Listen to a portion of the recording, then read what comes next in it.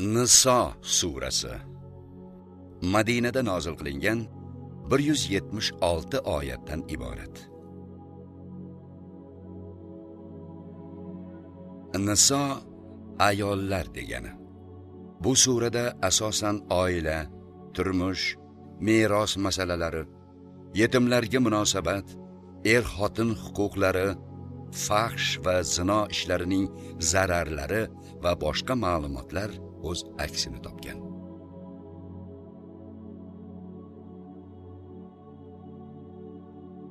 Mehribon va rahimli Alloh nomi bilan.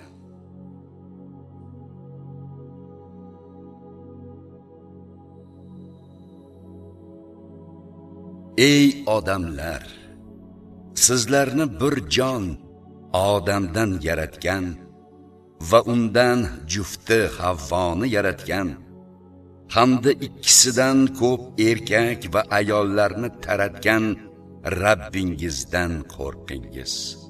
Shuningdek, o'rtalaringizdagi o'zaro muomalada nomi keltiriluvchi Allohdan va qarindoshlar aloqasini uzishdan qo'rqingiz.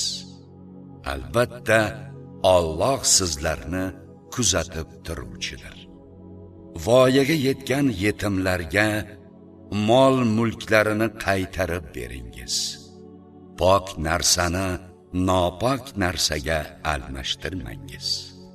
Ularning mollarini o'z mollaringizga qo'shib ham yemangiz. Zero bu katta gunohdir. Agar yetimlarga nisbatan adolatli bo'la olmaslikdan qo'rqsangiz, sizlar uchun nikohi halol bo'lgan ayollarga 2 ta, 3 ta, 4 tadan uylanaveringiz.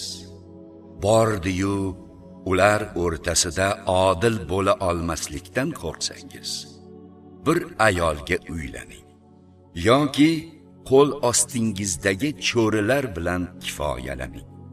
Shu adolatdan og'ib ketmasligingizga yaqinroqdir.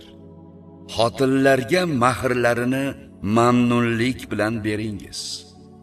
Agar sizlarga o'zlari undan biror narsani ixtiyoriy ravishda kechsalar, sizlar uni bemalol ishtaha bilan tanavvul qilaveringiz. Qaramog'ingizdagi aqli norasolarga Alloh sizlarga hayot turimi qilib qo'ygan mollaringiz, yetimlarning omonat mollarini berib qo'ymangiz. Balki o'sha mollardan yediring, kiydiring, hamda ularga yaxshi gapiring. Yetimlarni to balog'at yoshiga yetgunlariga qadar nazorat qilib, voyaga yetish vaqtini kuzatib turingiz. Voyaga yetganlarni sezsangiz, qo'lingizdagi omonat mol-mulklarini o'zlariga topshiringiz. Ularni isrof qilib va ulg'ayib qolmasinlar deb shoshqaloqlik bilan yeb yubormangiz. Kim boy bo'lsa, yetimning mulkidan yeyishdan saqlansin. Agar kambag'al bo'lsa, yaxshilikcha me'yorida olib yesin. Mol-mulklarini o'zlariga qaytarganingizda ularga guvoh chaqiringiz. Alloh hisob-kitobda kifoya qiluvchi zotdir. Erkaklar uchun ota-onalari va yaqin qarindoshlari qoldirib ketgan merosdan ulush bordir. Ayollar uchun ham ota-onalari va yaqin qarindoshlari qoldirib ketgan merosdan ulush bordir. Bu ozmi ko'pmi farz qilingan ulushdir. Meros taqsimiga uzoq qarindoshlar, yetimlar va miskin bechora hollar hozir bo'lsalar, ularni ham u merosdan bahramand qilib, ularga yaxshi gapiringiz.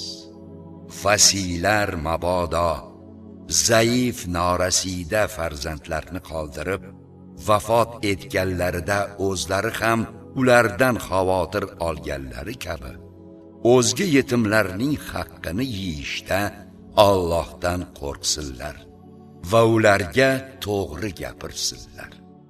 Yetimlarning mol-mulklarini zulm yo'li bilan yeydigan kimsalar albatta qorinlarida olov yegan bo'lurlar va albatta do'zaxda kuygaylar.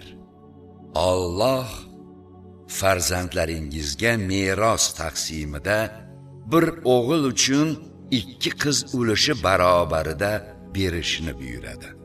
Agar merosxo'rlar 2 dan ortiq ayol bo'lsa, ularga marhum qoldirgan narsaning 3 dan 2si. Agar yakka qiz bo'lsa, unga merosning yarmi berilur.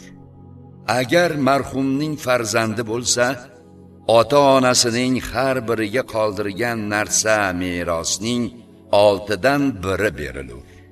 Agar farzandi bo'lmay, faqat ota-onasi merosxo'r bo'lsa, u holda onasiga 3 dan 1 meros tegur.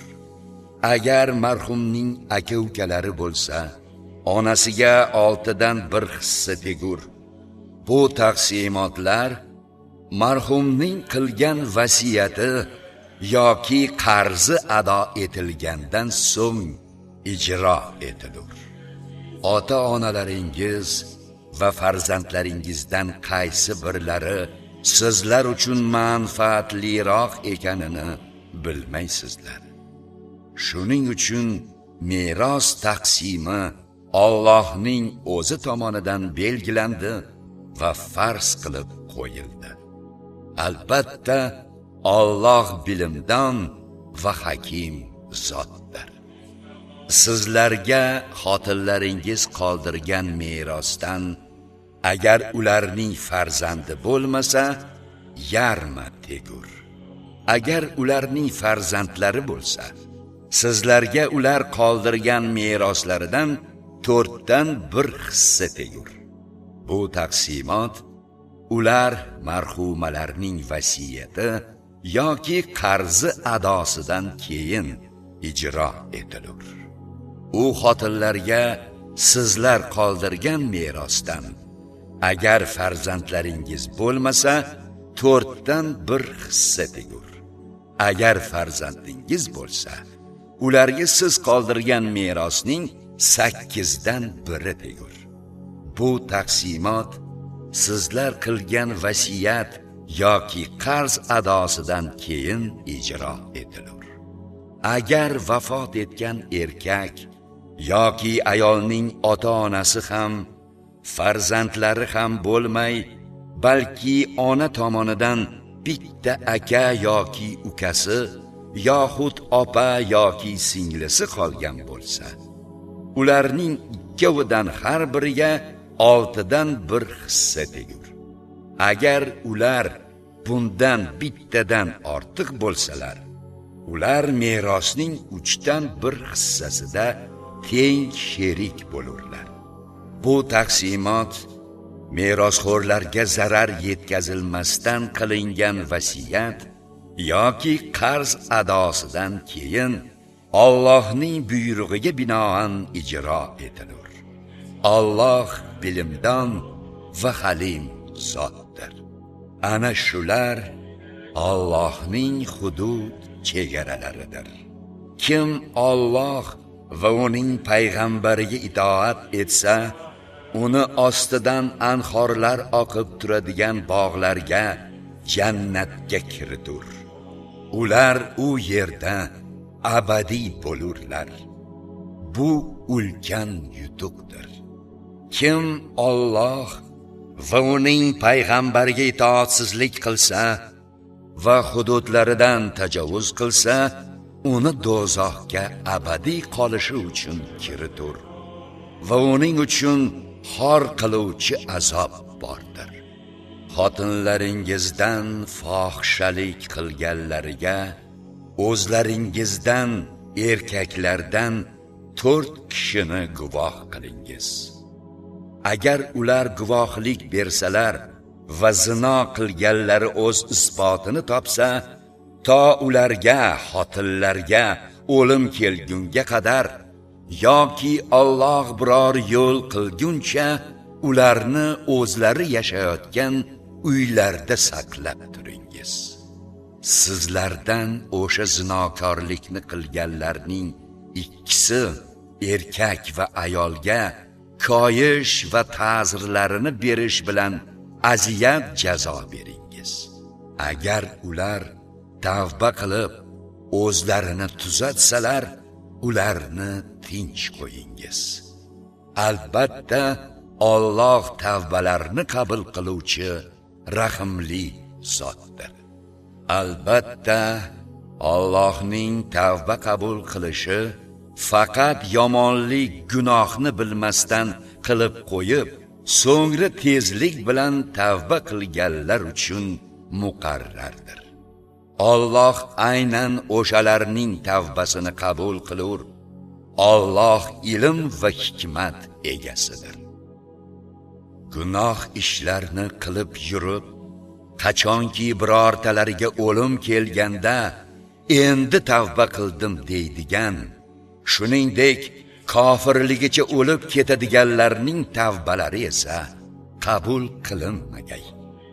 Ana o'shalar uchun alamli azobni tayyorlab qo'yganmiz. Ey iymon keltirganlar, sizlarga xotinlarni majburiy ravishda meros qilib olish halol emasdir. Yana ularga bergan mahrlaringizning bir qismini qaytarib olish niyatida xotinlaringizga tazyiq qilmangiz. Agar ular aniq buzuqlik qilsalar, bu mustasnodir. Ular bilan totuv turmush kechiringiz. Agar ularni yomon ko'rsalaringiz, bilib qo'yingki, balkim sizlar yomon ko'rgan narsada Alloh sizlar uchun ko'pgina yaxshilik paydo qilishi mumkin. Agar bir xotinni taloq qo'yib, o'rniga boshqa xotinni almashtirmoqchi bo'lsangiz, avvalgisiga garchi uyum molni mahr qilib bergan bo'lsangiz ham, undan biror narsani qaytarib olmangiz. Uni bo'xton va aniq gunoh bilan olasizmi? Axir bir-biringiz bilan qovushib, u xotinlar sizlardan qat'iy ahd olganlaridan so'ng qanday qilib u mahrni qaytarib olasiz? Otalaringiz uylangan xotinlarni nikohingizga olmang, magar ilgari o'tgan bo'lsa, ular kechiriladi. Albatta bu qabih, jirkanch va yomon yo'ldir. Sizlarga nikohi harom qilingan ayollar, bu onalaringiz, qizlaringiz, opa-singillaringiz, ammalaringiz, xolalaringiz, aka-ukalaringizning qizlari, opa-singillaringizning qizlari, emizgan onalaringiz, emishgan opa-singillaringiz, qaynonalaringiz, jinsiy yaqinlikda bo'lgan xotinlaringizning qaramog'ingizda bo'lgan qizlari, jinsiy yaqinlikda bo'lmagan bo'lsangiz, sizlarga gunoh emas. Yana o'z pushti kamaringizdan bo'lgan o'g'illaringizning xotinlaridir. Ikki opa-singilni qo'shib nikohlab olishingiz ham harom qilindi. Magar ilgari o'tgan bo'lsa, Alloh afv etar. Albatta Alloh kechirimli va marhamatli zotdir. Yana erli xotinlar nikohi ham harom qilindi. Magar qaramog'ingizdagi joriyalar bundan mustasno. Bu Allohning bitigi, farzidir. Ana shulardan boshqa ayollarga zinokorona emas, balki mollaringiz mahr bilan uylanishingiz sizlarga halol qilindi. Ular bilan nikoh orqali yaqinlik qilishingiz bilanoq belgilangan haqlarini, mahrlarini beringiz. Mahr belgilangandan keyin o'zaro kelishsangiz, xotin o'z mahridan kechsa, sizlar uchun gunoh yo'qdir. Albatta, Alloh ilm va hikmat egasidir. Sizlardan kimda kim ozod mo'mina ayollarga uylanish imkoniyatiga ega bo'lmasa, qo'l ostingizdagi mo'mina joriyalardan biriga uylanaversin. Alloh iymoningizni biluvchiroqdir. Sizlar biringizdandirsiz, ya'ni siz ham, joriyalar ham bir insonsiz. Bas, ulardan o'zlarini tutgan, fohishalik qilmaydigan va maxfiy o'ynashlari yo'qlariga hojalarining ruxsati bilan uylanaveringiz va mahrlarini me'yorida beringiz. Erli bo'lganlaridan keyin agar buzuqlik qilsalar, ularga ozod ayollarga beriladigan jazoning yarmi berilur. Bu joriyalarga uylanish sizlardan qiyinchilik, buzilib ketishdan qo'rqqan kishi uchundir. Joriyaga uylanishdan sabr qilishingiz o'zingiz uchun yaxshiroqdir. Alloh kechiruvchi va rahimli zotdir. Alloh sizlarga shariat ahkomlarini bayon qilish, sizlarni ilgari o'tgan haq yo'ldagi zotlarning yo'llariga hidoyat etish va tavbalaringizni qabul qilishni xohlaydi. Alloh dono va hakim zotdir. Alloh tavbalaringizni qabul etishni xohlaydi. Shahvoniy hissiyotga tobe bo'lganlar esa to'g'ri yo'ldan o'ta og'ib ketishlaringizni xohlaydilar. Alloh sizlarga shariat ahkomlarini yengillatishni xohlaydi. Axir inson zaif yaratilganda. Ey iymon keltirganlar, mol mulklaringizni o'rtada nohaq yo'llar bilan yemangiz. O'zaro rozilik asosidagi tijorat bo'lsa, u bundan mustasno. Shuningdek, o'zlaringizni bir-biringizni nohaq o'ldirmangiz. Albatta Alloh sizlarga rahim shafqatlidir. Kimda kim shu qotillikni adovat va zulm yuzasidan qilsa, albatta biz uni do'zaxda kuydiramiz. Bu esa Allohga osondir. Agar sizlar man etilgan gunohlarning kattalaridan saqlansangiz, kichik gunohlaringizni sizlardan o'chirurmiz va sizlarni rohatbaxsh manzil jannatga kiriturmiz. Alloh biringizdan biror ne'mat bilan ortiq qilib qo'ygan bo'lsa, sizlar uni hasadgo'ylik bilan orzu qilmang. Erkaklar ham o'z kasblaridan ulush olurlar, ayollar ham o'z kasblaridan ulush olurlar. Hasad qilish o'rniga Allohning fazlidan so'rangiz. Albatta Alloh hamma narsani biluvchidir. Har bir kishi uchun ota-ona va qarindoshlar qoldirib ketgan narsa merosdan oluvchi merosxo'rlarni paydo qildik. Qasamiyot, ahdu paymon qilgan kishilarning esa ulushlarini beringiz. Albatta Alloh hamma narsaga guvohlik qiluvchi zotdir. Erkaklar xotinlar ustidan oila boshlig'i sifatida doimiy qoyim turuvchilardir. Sabab Alloh ularning ayrimlari erkaklarni, ayrimlari ayollardan ba'zi xususiyatlarda ortiq qilganim va erkaklar o'z oilasiga o'z mol-mulklaridan sarf qilib turishlaridir. Ayollar ichida solihalari bu Allohga va eriga itoatli, g'oyibga Alloh saqlaganicha himoyatli, ya'ni erlarining sirlari, mulklari va obro'larini saqlovchilardir. Xotinlarning itoatsizligidan qo'rqsangiz, avvalo ularga nasihat qilingiz.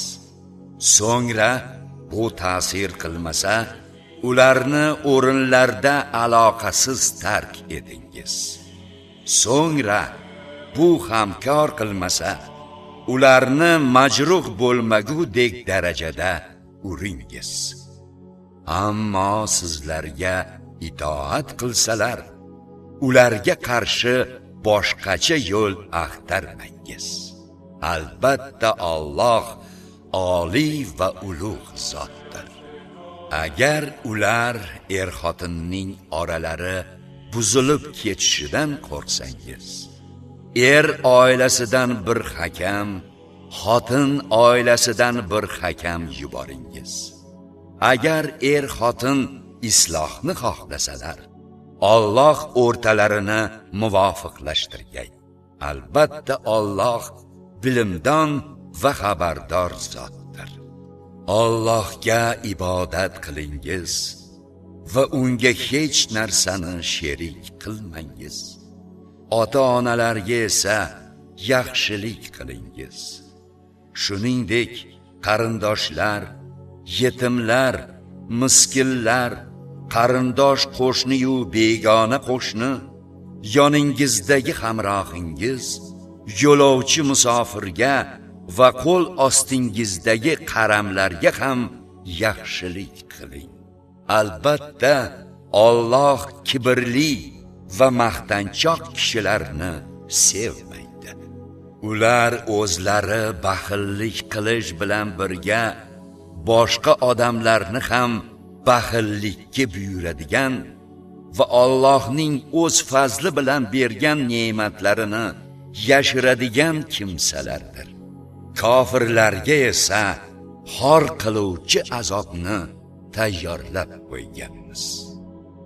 Mol-mulklarini odamlar ko'rsinga riyokorlik bilan ehson qiladigan, aslida esa Allohga ham oxirat kuniga ham iymon keltirmaydiganlarni Alloh sevmaydi.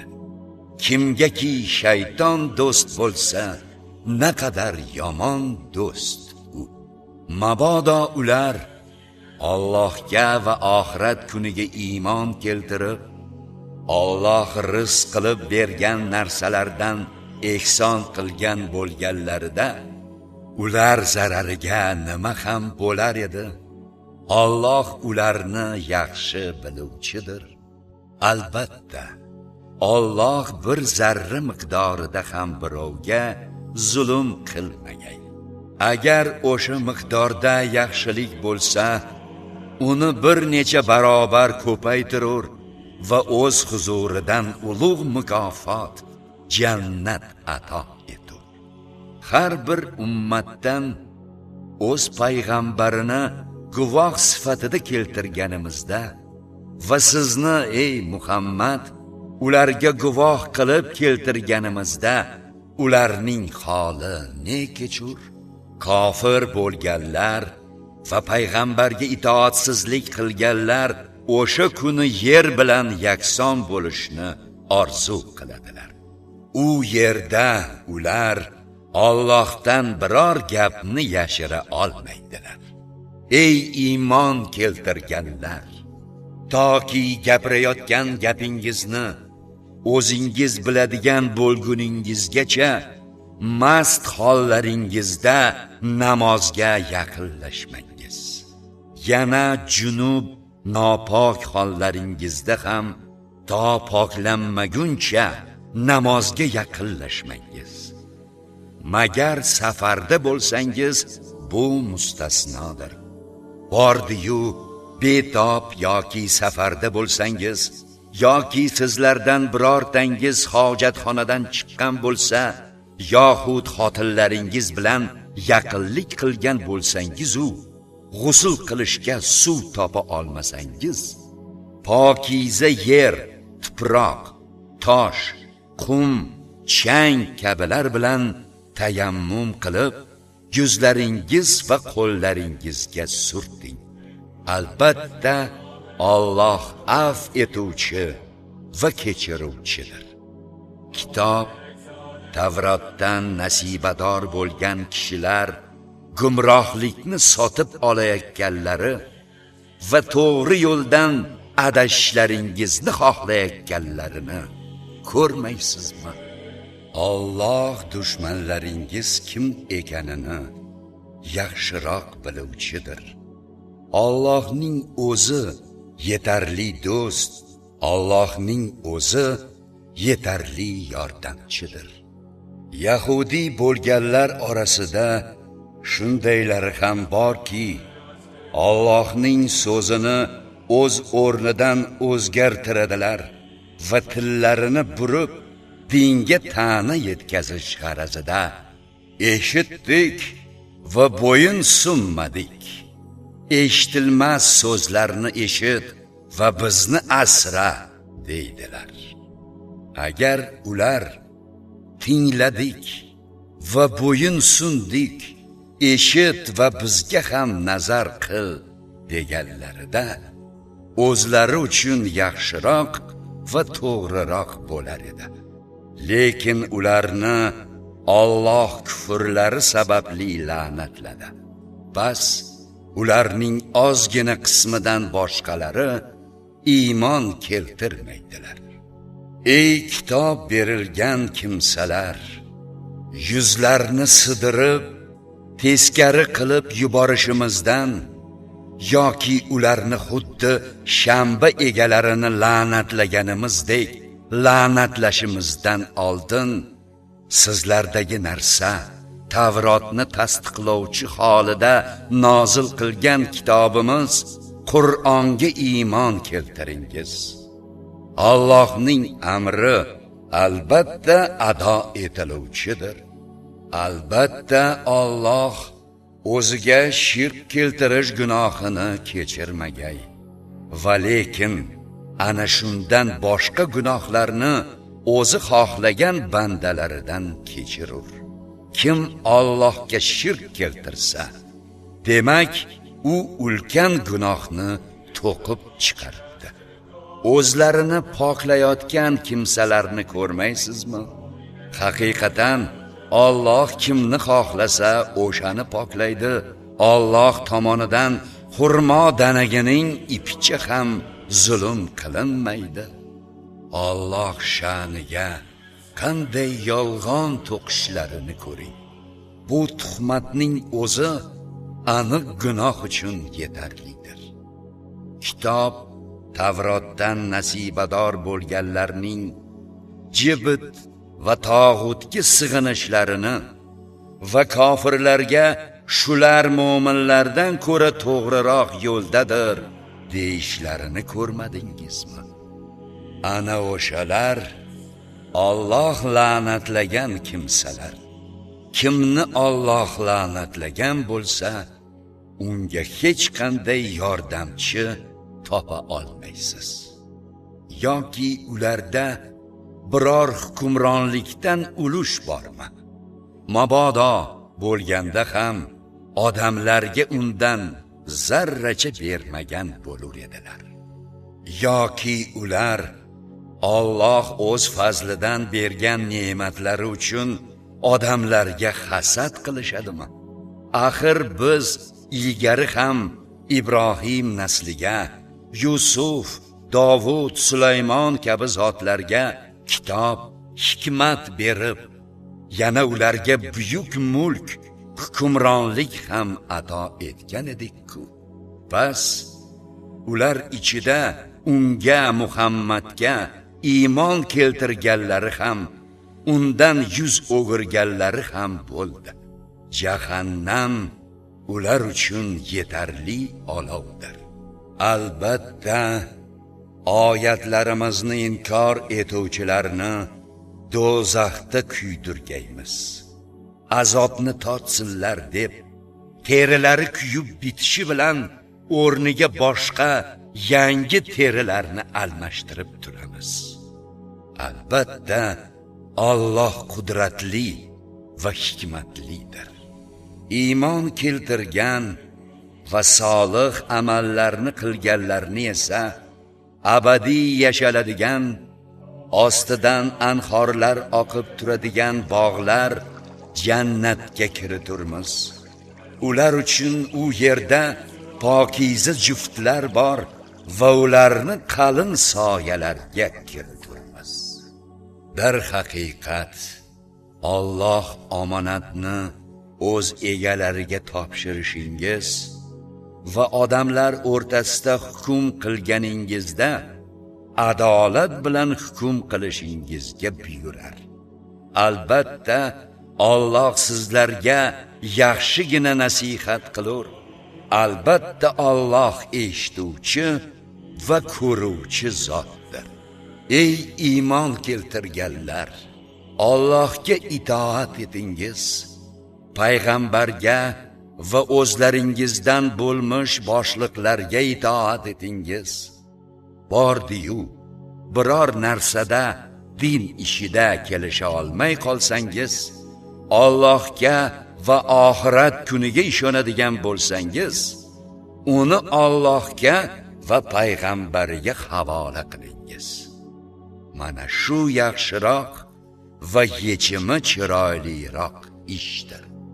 O'zlarini sizga nozil qilingan Qur'on va sizdan oldin nozil qilingan ilohiy kitoblarga iymon keltirgan deb hisoblaydiganlarning hukm so'rab tog'ut shayton huzuriga borishni xohlayotganlarini ko'rmadingizmi? Vaholanki uni inkor etishga buyurilgan edilar. Shayton esa ularni to'g'ri yo'ldan uzoq muddat adashtirishni xohlaydi. Ularga Alloh nozil etgan Qur'on va payg'ambar so'zlarini muzokara qilishga kelingiz deyilsa, munofiqlarning sizdan qochib teskari qarab ketishlarini ko'rasiz. O'z qilmishlari tufayli boshlariga biror musibat tushgandan keyin sizga kelib, biz faqat yaxshilikni va o'rtani isloh etishni xohlagan edik deb Alloh nomi bilan qasam ichishlaridan qanday bahona bo'larkin? Ana o'shalarning dillaridagi narsa munofiqlikni Alloh bilur. Bas siz ulardan yuz o'giring, ularga nasihat qiling va o'zlari haqida yetuk so'z ayting. Qaysi bir payg'ambarni yuborgan bo'lsak, Allohning izni bilan unga itoat qilinishi uchun yuborganmiz. Agar ular o'zlariga zulm qilgach, darhol sizga kelishib, Allohdan kechirim so'raganlarida va payg'ambar ham ular uchun kechirim so'raganda, Allohni kechiruvchi va rahim shafqatli ekanini bilgan bo'lar edilar. Bas Rabbingiz haqqi ular o'rtalaridan chiqqan nizolarga sizni hakam qilmagunlaricha va so'ngra chiqargan hukmingizdan dillarida tanglik sezmay to'la taslim bo'lmagunlaricha zinhor iymon keltirmagaylar. Agar biz ularga o'zlaringizni o'ldiring yoki yurtingizdan chiqib keting deb buyurganimizda edi, oz qismidan boshqasi uni qilmagan bo'lar edilar. Bordi-yu, ular aytilgan nasihatlarga muvofiq ish qilganlarida edi, o'zlari uchun yaxshiroq va iymonlari mustahkamroq bo'lar edi. O'shanda biz ham ularga o'z huzurimizdan ulkan mukofot bergan bo'lar edik. Shuningdek, ularni to'g'ri yo'lga hidoyat qilgan bo'lar edik. Kimda kim Alloh va payg'ambarga itoat etsa, aynan o'shalar Allohning in'omiga erishgan zotlar, ya'ni payg'ambarlar, siddiqlar, shahidlar va solih kishilar bilan birgadirlar.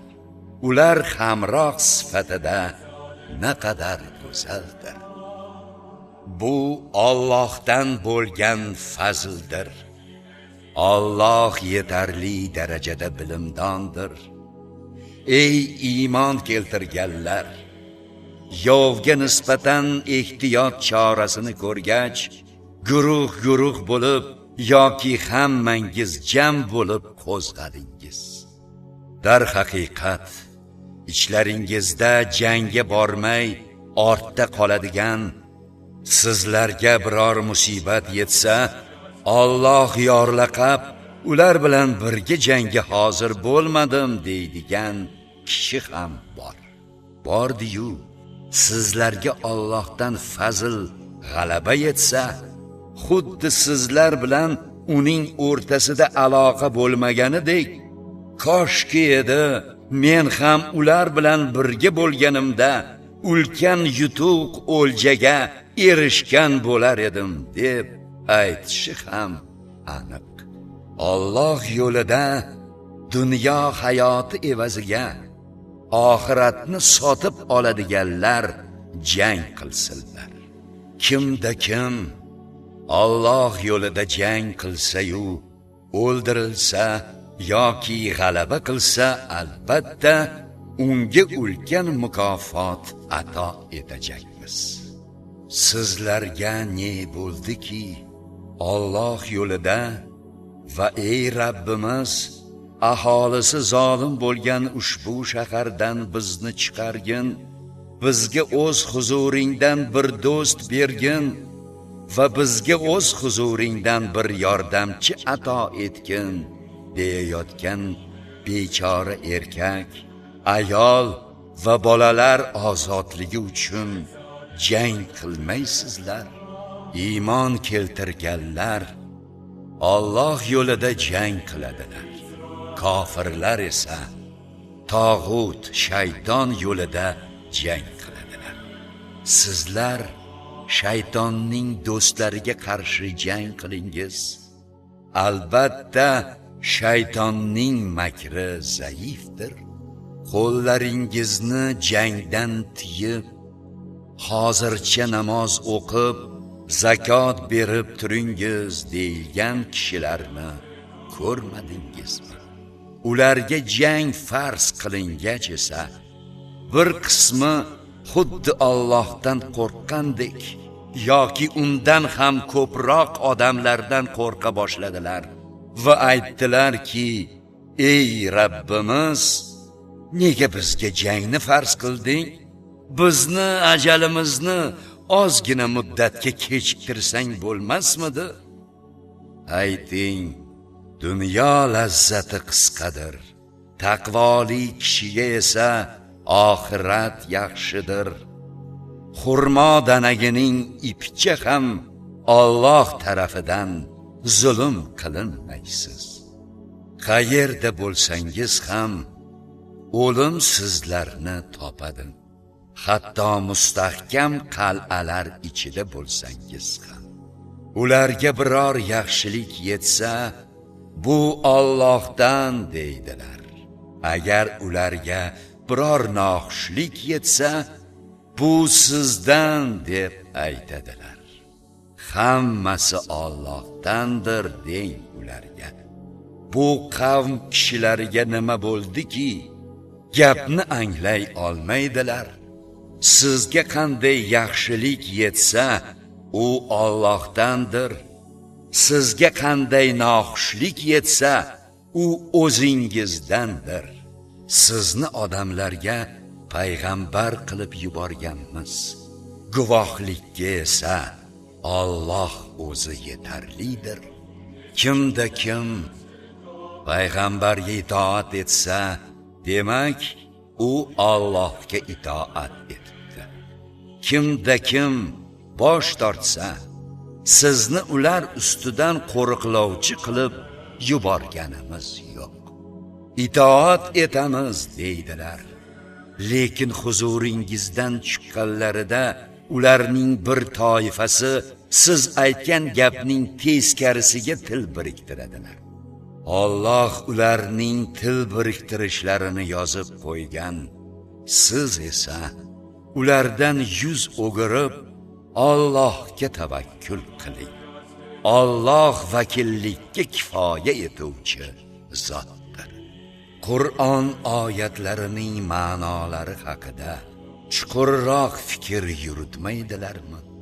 Agar u Allohdan o'zganing huzuridan kelgan bo'lsa edi, unda ko'pgina qarama-qarshi gaplarni topgan bo'lar edilar. Ularga jang maydonidan omonlik yoki xavfli ish xabari kelsa, uni yoyib yuboradilar. Agar uni payg'ambarga yoki o'zlaridan bo'lgan amirlarga yetkazsalar, uni bilib olishni istovchilar o'shalardan bilaverar edilar. Agar sizlarga Allohning fazli va rahmati bo'lmasa edi, ozchilikni hisobga olmaganda ko'plaringiz shaytonga ergashib ketgan bo'lar edingiz. Bas, Alloh yo'lida jang qiling. Siz o'zingizdan boshqalar uchun javobgar emassiz. Mo'minlarni jangga undang, shoyat shunda Alloh kofirlarning shiddatini so'ndirsa, Allohning shiddati eng keskin va jazosi ashaddiydir. Kimda kim yaxshi shafoat ila birovni himoya qilsa, unga ham o'sha himoyasidan nasiba savob bo'lur. Kimda kim yomon shafoat ila birovni himoya qilsa, unga ham o'sha himoyasidan nasiba gunoh bo'lur. Alloh har narsaga qodirdir. Qachon sizlarga biror salomlashish iborasi bilan salom berilsa, sizlar undan chiroyliroq qilib alik olingiz yoki o'sha iborani qaytaringiz. Albatta, Alloh har bir narsani hisobga oluvchi zotdir. Alloh, undan o'zga iloh yo'qdir. U sizlarni albatta qiyomat kuniga yig'ajak-kim, unda shubha yo'qdir. Kim ham Allohdan ko'ra rost gapiruvchiroq ekan? Sizlarga ne bo'ldi kim? Munofiqlarga nisbatan ikki guruh bo'lib oldingiz. Holbuki Alloh ularni qilmishlari tufayli oldingi hollariga, kufrga qaytardi. Alloh adashtirgan kimsalarni hidoyatga solmoqchimisiz? Kimki Alloh adashtirgan bo'lsa, unga sira yo'l topa olmaysiz. Ular o'zlari kofir bo'lganlaridek, sizlarning ham kofir bo'lib, ular bilan barobar bo'lishingizni istaydilar. To Alloh yo'lida hijrat qilmagunlaricha ulardan hech kimni do'st tutmangiz. Agar bosh tortsalar, ularni qayerda topsangiz tutib o'ldiringiz.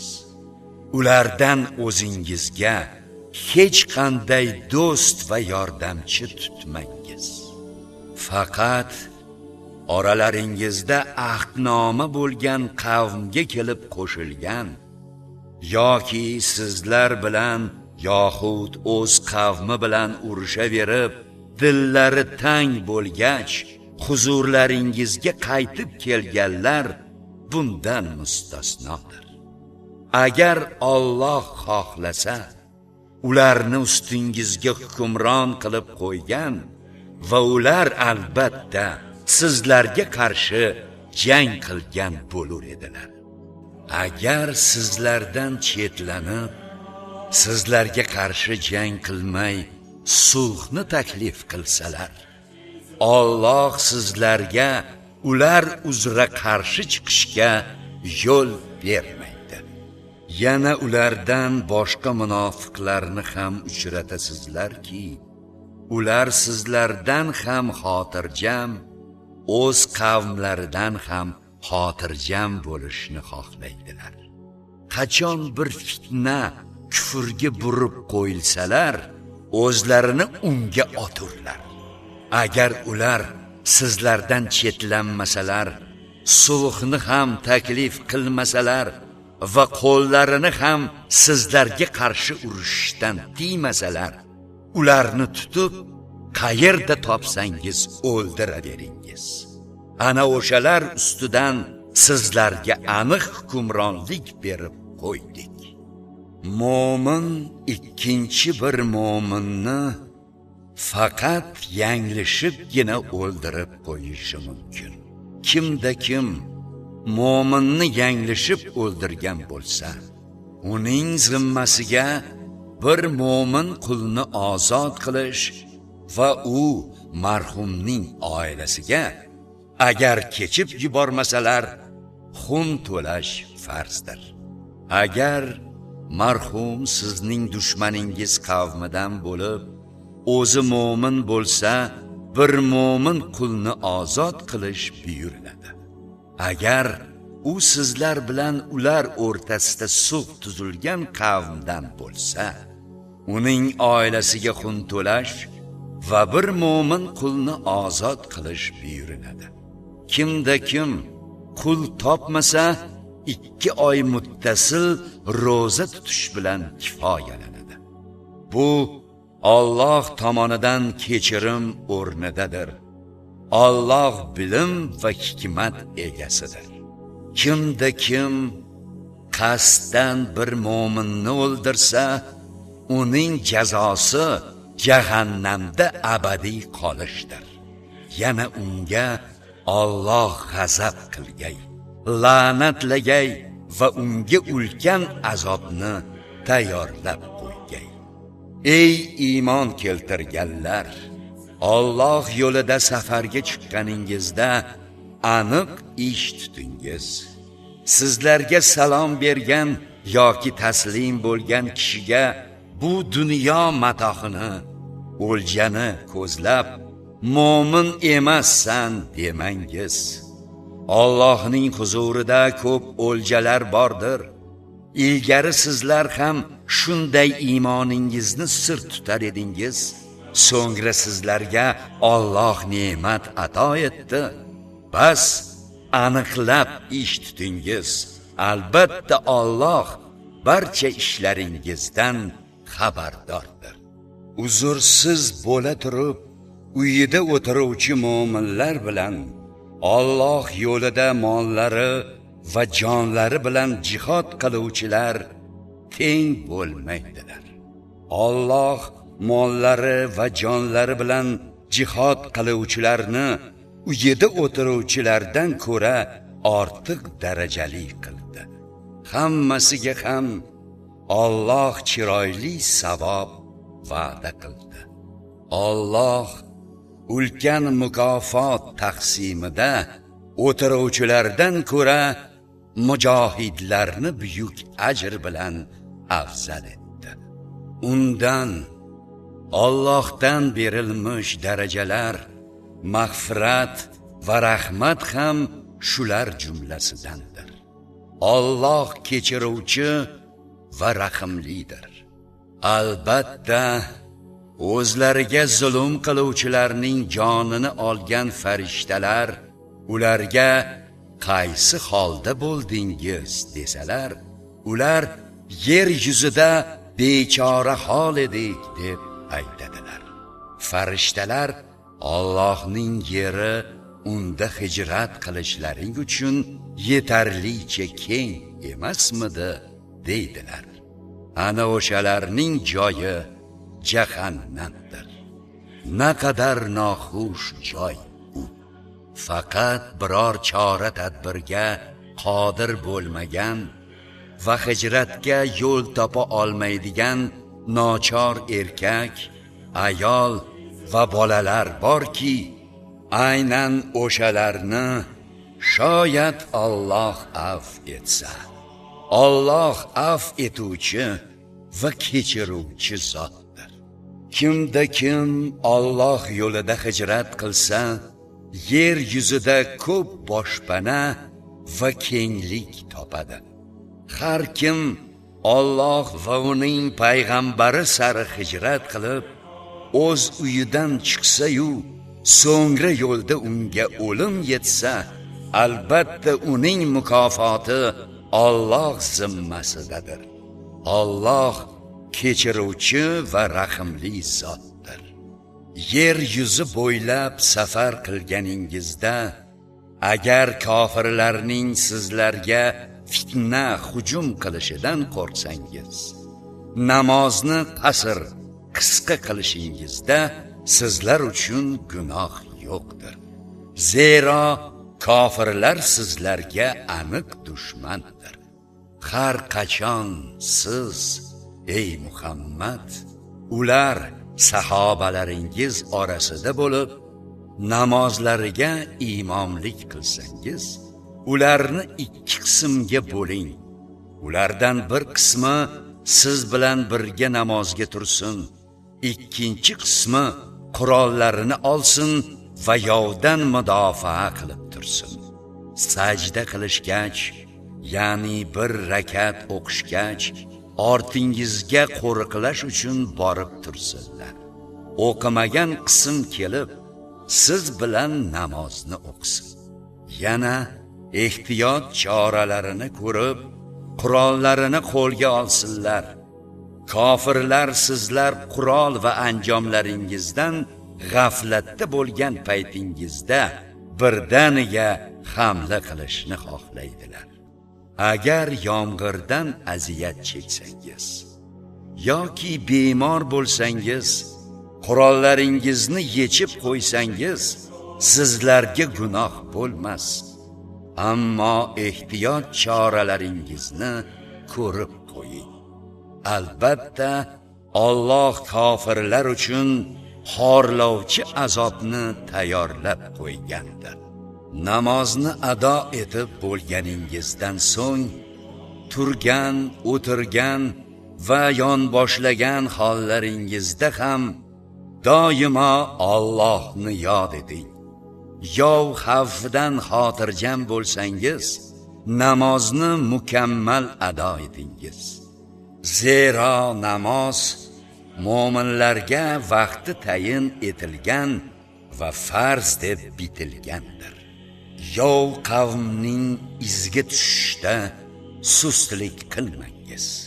Agar urushdan azob chekayotgan bo'lsangiz, ular ham xuddi sizlardek azob chekmoqdalar.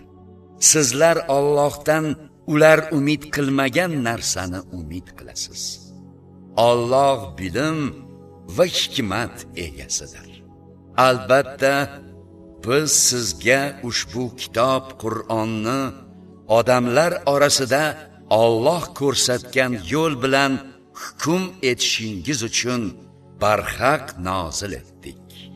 Xiyonatchilarga esa himoyachi bo'lmang. Yana Allohdan kechirim so'rang. Albatta Alloh kechiruvchi va rahimlidir.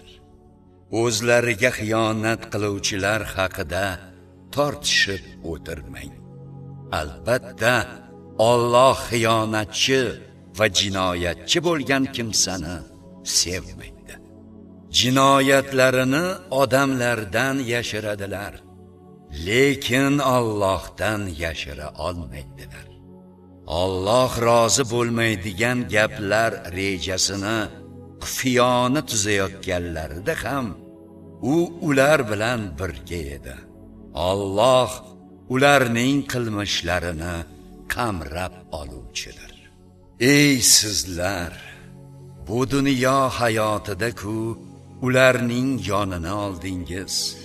Qiyomat kunida ularni kim himoya qilib yonlarini olur yoki ularga kim vakil bo'lur? Kimda kim biror yomon ish qilsa yoki o'z joniga jabr qilsa, so'ngra Allohdan kechirim so'rasa, Allohning qanchalik kechiruvchan va rahimli ekanini idrok etadi. Har kim gunoh ish qilsa, faqat o'zining zarariga qilgan bo'lur. Alloh bilim va hikmat egasidir. Har kim biror xatolik yoki gunoh ishga qo'l ursa-yu, so'ngra unda begunoh odamni ayblasa, albatta bo'xton va aniq gunohni bo'ynida ko'targan bo'lur. Agar sizga Allohning fazli va rahmati bo'lmaganida edi, ularning bir toifasi sizni adashtirishga azmu qaror qilgan edilar. Ular o'zlarinigina adashtiradilar. Sizga esa biror zarar yetkazmaydilar. Alloh sizga kitob va hikmatni nozil qildi va bilmaganingizni bildirdi. Allohning sizga nisbatan fazli buyukdir. Ularning ko'p shivirlashib gaplashishlarida yaxshilik yo'qdir. Magar sadaqa berishga, ezgulikka yoki odamlar o'rtasini isloh qilishga buyurgan bo'lsalar, bu yaxshidir. Kimda kim Alloh rizosi uchun shu ishlarni qilsa, unga ulkan mukofot berajakmiz.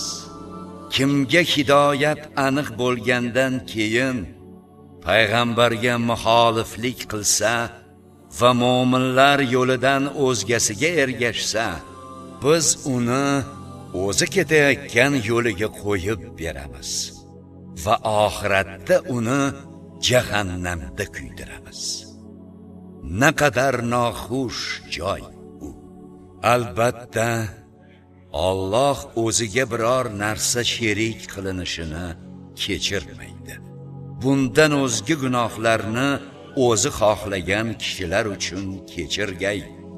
Kimda kim Allohga shirk keltirsa, demak u to'g'ri yo'ldan juda uzoqqa adashibdi.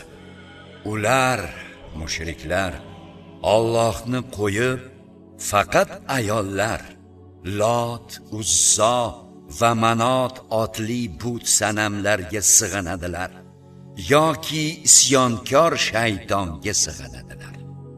Alloh uni, shaytonni la'natladi. U dedi: albatta, bandalaringdan belgilangan ma'lum ulushimni olurman. Ularni adashtiraman. Ularni xoyu havasga cho'ktiraman. Ularga buyuraman. Hayvonlarning quloqlarini kesadilar. Ularga buyuraman. Allohning yaratganlarini o'zgartiradilar. Kimki Allohni qo'yib shaytonni do'st tutsa, uning aytganlarini bajarsa, demak u aniq ziyon qilibdi. Ularga shayton va'da beradi, ularni xoyu havasga soladi. Shayton ularga g'urur vasvasasidan o'zga narsani va'da qilmaydi. Ana o'shalarning joyi jahannamdir. Undan qutulishga chora topa olmaydilar. Iymon keltirib, solih ishlarni qilganlarni esa ostidan anhorlar oqadigan jannat bog'lariga kiriturmiz. Ular u yerda abadiy qolib yasharlar. Bu Allohning haqqoniy va'dasidir. Allohdan ko'ra kim rostgo'yroqdir? Bu sizlarning orzularing bilan ham emas, ahli kitoblarning orzulari bilan ham erishadigan narsa emasdir. Kimki yomonlik qilsa, o'sha yomonlik bilan jazolanur. o'ziga Allohdan o'zga na biror do'st topadi va na biror yordamchi. Kimki u xoh erkak bo'lsin, xoh ayol, mo'minlik holida savobli ishlar qilsa, aynan ular jannatga kirurlar va ularga xurmo danagining ipicha ham zulm qilinmagan. Ezgu ish qiluvchi holida yuzini Allohga bo'yin sundirgan va to'g'ri yo'l sanalmish Ibrohim diniga ergashgan kishidan boshqa kimning dini chiroylidir?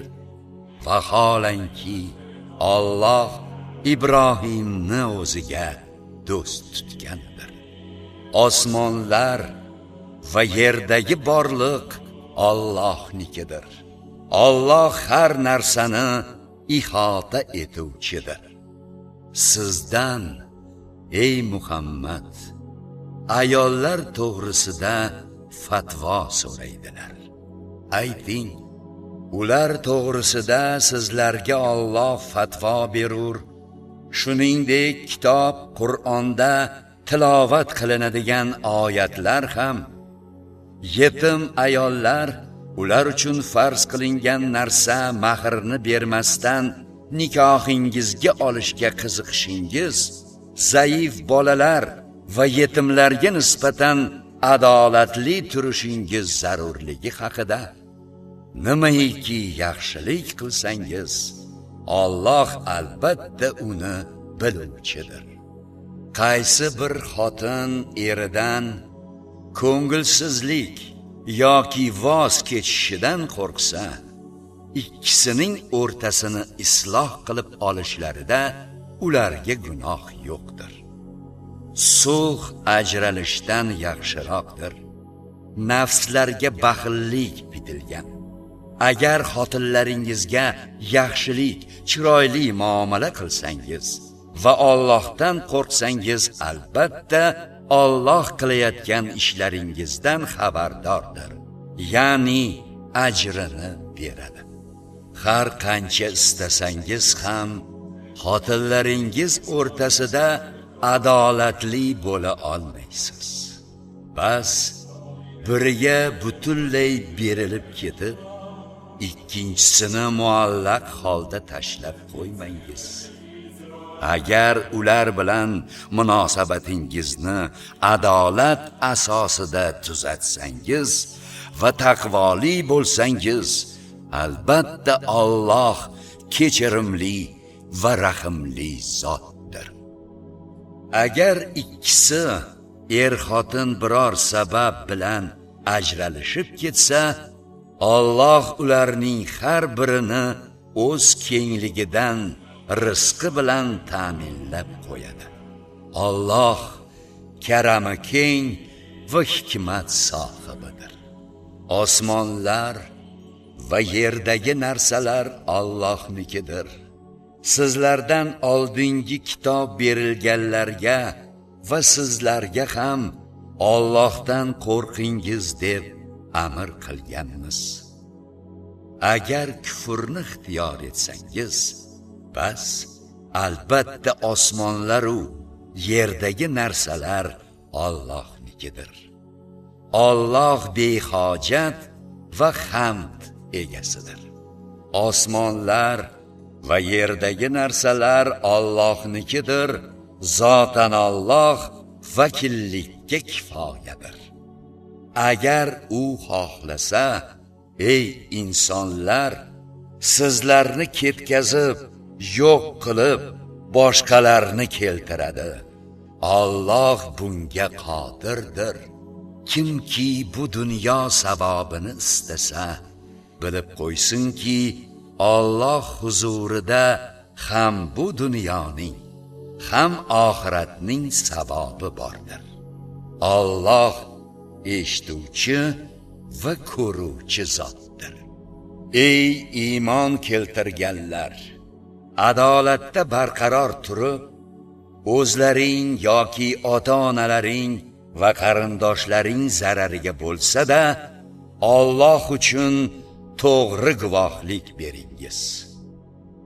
u guvohlik beriluvchi boy bo'ladimi, kambag'al bo'ladimi, Alloh u ikkisiga ogohlik jihatidan yaqinroqdir. Bas, adolatli bo'lishingiz uchun havoi nafsga berilib ketmangiz. Agar tillaringizni bursangiz yoki guvohlikdan bosh tortsangiz, albatta Alloh qilayotgan ishlaringizdan xabardordir. Ey iymon keltirganlar, Allohga, payg'ambariga, shu payg'ambariga nozil qilgan kitob Qur'onga hamda ilgari nozil qilgan kitobga iymon keltiringiz. Kimki Allohni, farishtalarini, kitoblarini, payg'ambarlarini va oxirgi kun qiyomatni inkor etsa, demak u juda uzoq qattiq adashibdi.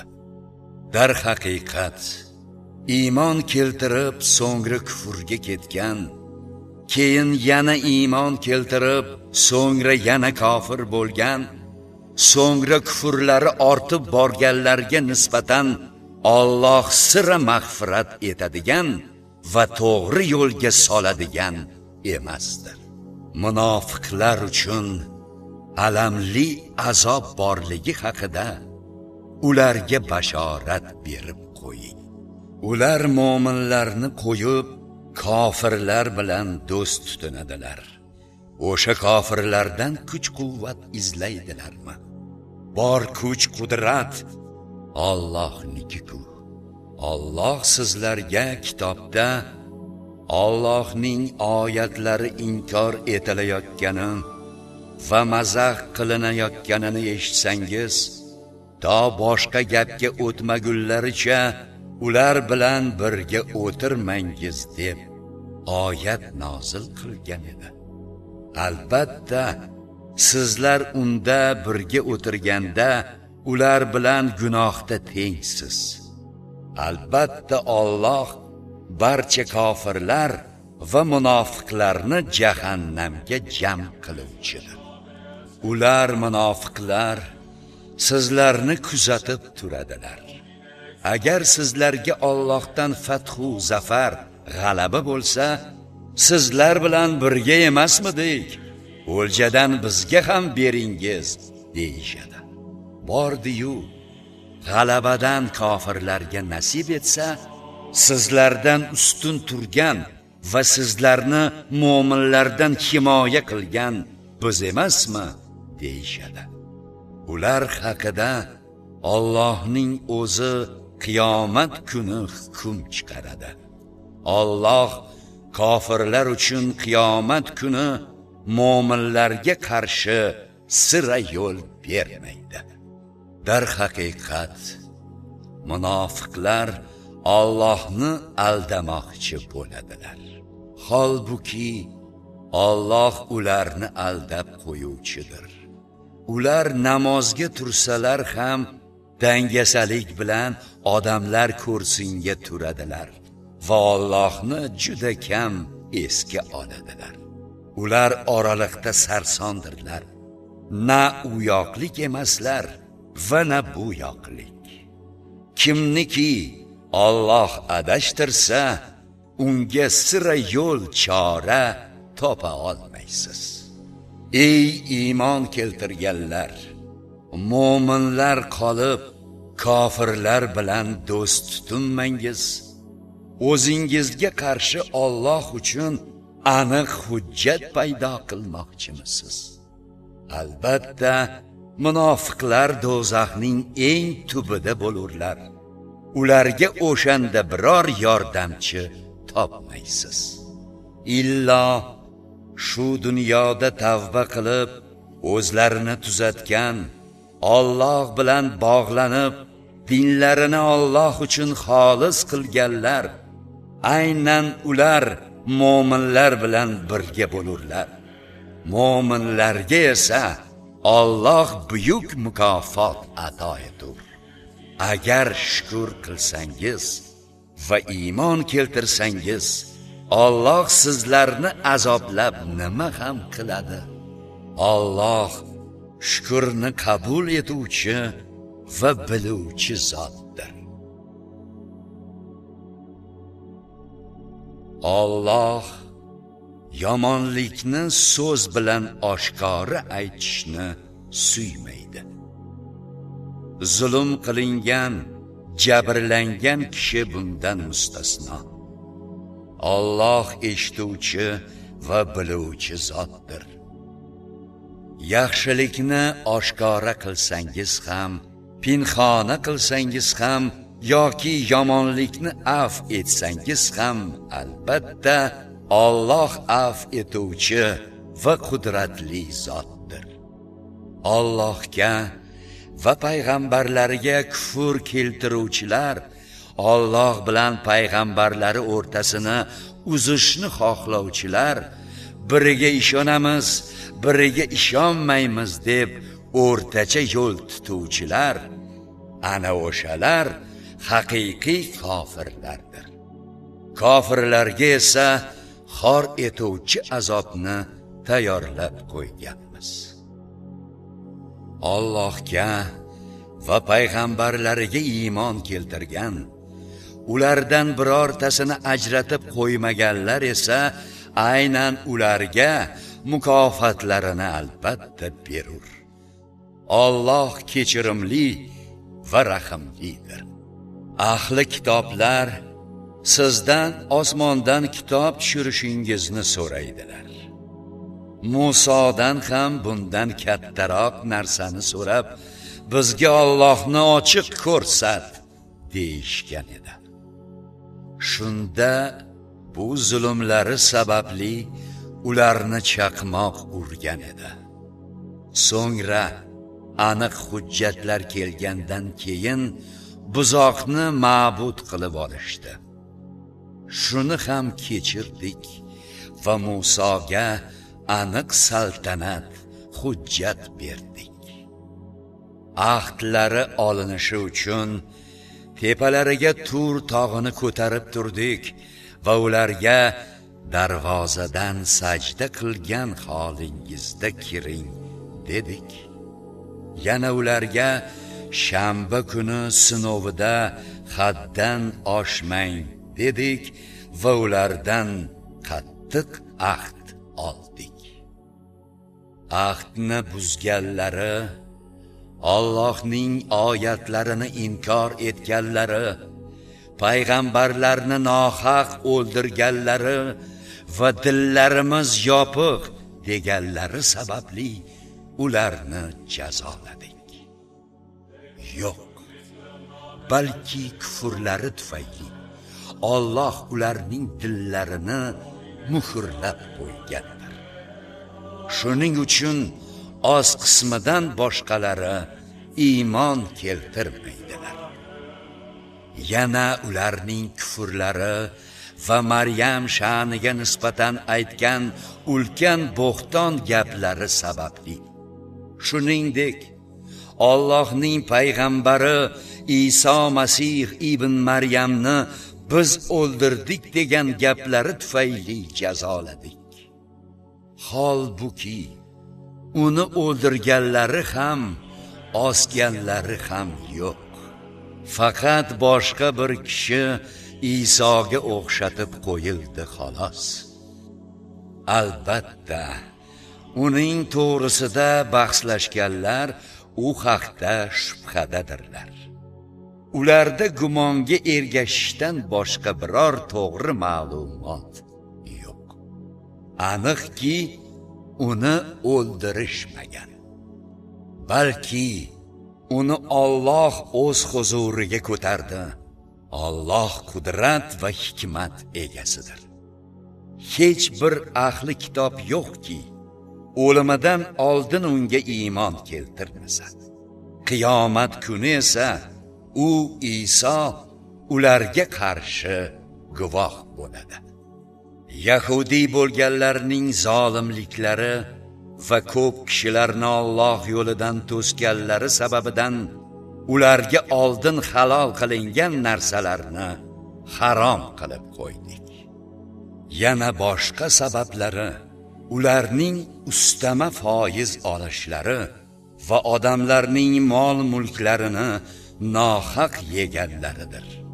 Ularning kofirlariga alamli azobni tayyorlab qo'yganmiz.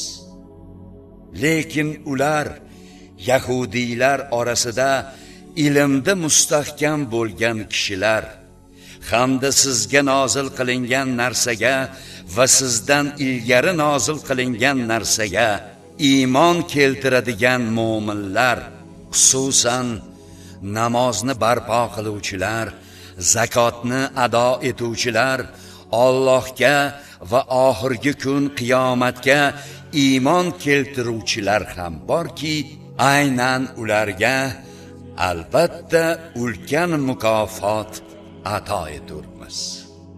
Ey Muhammad, albatta biz Nuhga va undan keyingi payg'ambarlarga vahiy yuborganimiz kabi sizga ham vahiy yubordik. Shuningdek, Ibrohim, Ismoil, Ishoq, Yaqub va uning avlodi, Iso, Ayyub, Yunus, Harun va Sulaymonga ham vahiy yuborganmiz. Davudga esa Zabur kitobini berdik. Bir qator payg'ambarlar haqida qissalarni sizga ilgari aytdik. Ayrim payg'ambarlar qissalarini esa aytganimiz yo'q. Alloh Musa bilan bevosita gaplashdi. Payg'ambarlar kelgandan keyin odamlarda Allohga qarshi hujjat bo'lmasin deb payg'ambarlarni xushxabar beruvchi va ogohlantiruvchi qilib yubordik. Alloh qudrat va hikmat egasidir. Lekin Alloh sizga nozil qilgan narsa Qur'onga o'z ilmi bilan guvohlik beradi. Farishtalar ham guvohlik berurlar. Alloh o'zi yetarli guvohdir. Albatta, kofir bo'lgan va Allohning yo'lidan to'sganlar uzoq qattiq adashgandirlar. Albatta, kofir bo'lgan va zolimlik qilganlarni Alloh kechirmaydi va to'g'ri yo'lga hidoyat qilmaydi. Aksincha, ularni jahannam yo'liga ravona qilur. U yerda esa abadiy qolurlar. Bu ish Allohga osondir. Ey odamlar, payg'ambar sizlarga Rabbingizdan haq narsa islomni keltirdi. Bas iymon keltiringiz. Shunda o'zingiz uchun yaxshi bo'lur. Bordi-yu inkor etsangiz, bas osmonlar u yerdagi narsalar Allohnikidir. Alloh bilim va hikmat sohibidir. Ey ahli kitoblar, Isoni ilohiylashtirib, diningizda haddan oshib ketmangiz. Alloh sha'niga esa faqat haq gapni aytingiz. Albatta, Iso Masih ibn Maryam faqat Allohning payg'ambari va uning Maryamga tushirgan kalimasi hamda uning tomonidan kelmish ruhdir xolos. Bas Allohga va uning payg'ambarlariga iymon keltiringiz. Ilohlar 3 ta demangiz, qaytingiz, o'zlaringizga yaxshi bo'lur. Albatta, Alloh yagona ilohdir. U farzandli bo'lishdan pokdir. Osmonlardagi yu yerdagi narsalar unikidir. Alloh vakillikka kifoyadir. Masih Allohga banda, qul bo'lishdan sira or qilmaydi. muqarrab Allohga yaqin farishtalar ham. Kimki unga banda bo'lishdan or qilsa va kibrlansa, u ularning barchasini albatta o'z huzuriga jam qilajak.